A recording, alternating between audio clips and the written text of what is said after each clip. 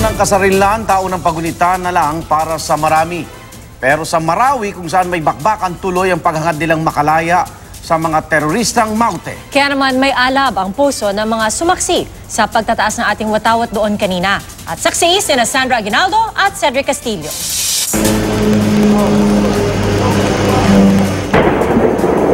Sa unang pagkakataon sa loob ng 3 linggo mula nang magkagulo sa Marawi, isang maayos na flag ceremony ang kislap ng watawat. Muling nagningning ang bituin at araw nito, hindi pinagdilim kahit ng kulimlim ng kalangitan na nilipad ng 3 eroplano ng Air Force.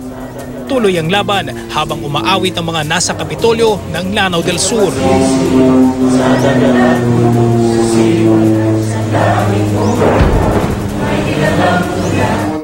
At sa lugar na hindi nagpalupig at nagpasiil kahit noong panahon ng mga Kastila, dama ng lahat ang isang talumpati.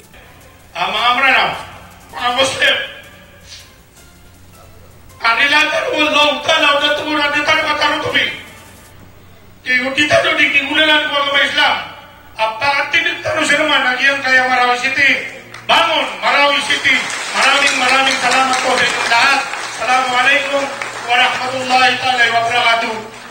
Pumatak ang luha ng mga dumalo, mga sibilyang nagtitiis sa gulo, mga trabahador ng lokal na gobyernong pinaralisan ito, at magigiting na sundalo.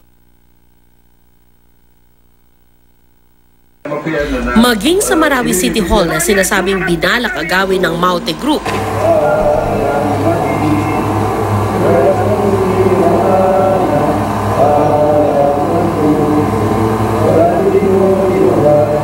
naging madamdami ng paggunita sa araw ng kasarinlan. Dito, dinig din ang palitan ng putok, 200 metro lamang mula sa amin. Nang mga oras na yon, ayon sa mga sundalo, gusto na palang kunin ng Maute Group ang ilan nilang kasamahang sugatan. Araw ng kasarinlan, pero mula sa City Hall compound, tanaw ang isang sunog. Nais ko pong pasalamatan ang lahat ng aking mga kababayan sa buong Pilipinas na tumulong sa amin dito sa Marawi City para po bumangon mulit. Araw ng kalayaan, pero ang mga lumikas hindi pa rin malayang makabalik sa kanilang mga tahanan. Pati ancestral house ng tinaguriang ama ng Lanao na si dating Senador Domacao Alonto, ama ni Lanao del Sur Governor Soraya Alonto Adyong, di nakaligtas at napinsala. Sa 76 na barangay, 10 pa ang hindi ligtas sa mga posibleng pananambang ng kalaban. The impact of the damage, no, in terms of socio-economic, it's massive, no. I could say it paralyzes the entire province. Ano po ang magiging latag, sir, ng resumption ng schooling?